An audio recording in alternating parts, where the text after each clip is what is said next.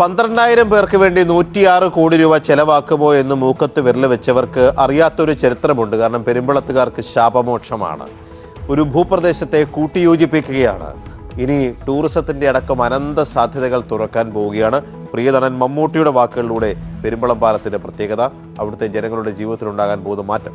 രണ്ട് കരകൾ കൈകോർക്കുമ്പോൾ മാറുന്നത് ദൂരമല്ല, ഒരു ജനതയുടെ ജീവിതമാണ്. ഇന്നലെ വരെ പെരുമ്പളവും ഒരു ഒറ്റപ്പെട്ട ദുരിതമായിരുന്നു. അസുഖം വന്നാൽ ആശുപത്രിയിലെത്താൻ വൈകുന്ന ആകുലതകൾ, സമയത്തിന് ജോലിക്ക് പോകാൻ കഴിയാത്ത വേവലാതികൾ, ഒരു വിവാഹാലോചന വന്നാൽ പോലും അക്കരെ എന്ന ദൂരം വില്ലനായ നിമിഷങ്ങൾ. ആ കാത്തിരിപ്പുകൾക്കും അവഗണനകൾക്കും ഇപ്പോൾ അറുതിയാവുകയാണ്.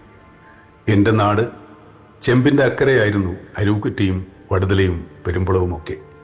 ഇപ്പോൾ അവയെല്ലാം ഒരു നാടായി.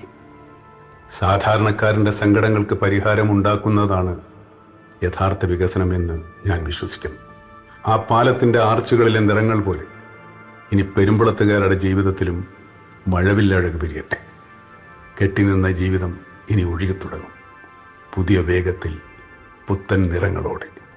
എൻ്റെ ഹൃദയം നിറഞ്ഞ ആശംസകൾ.